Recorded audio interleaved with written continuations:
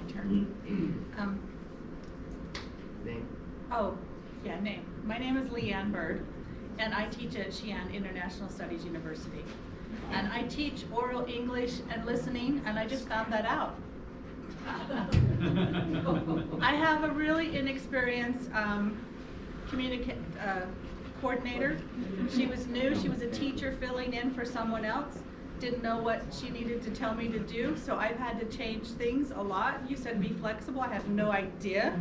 I had to do backflips. But I want to focus on the positive things about this because it was a really hard thing.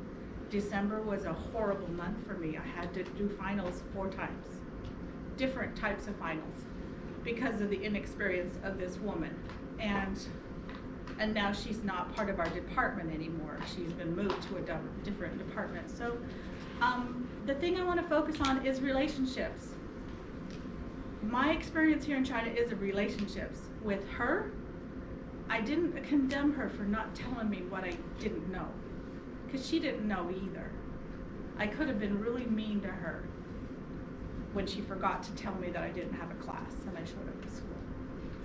I could have been upset with the student or with the students when they changed our finals, but I decided to take the high road, and I have learned to love the people at the university, but I also love the other foreign teachers at our university. I have developed relationships with people from the Philippines, Pakistan, from Romania. I have friends all over the world now, and I am so happy I did that. I'm taking Arhu lessons, and now I have teachers who are teaching me. Arhu is Star, his name's Star, and it's so much fun to get to know all these different people. And so what I've taken away from China is the relationships that I've built throughout the world. I can be a great missionary. I'm happy with that.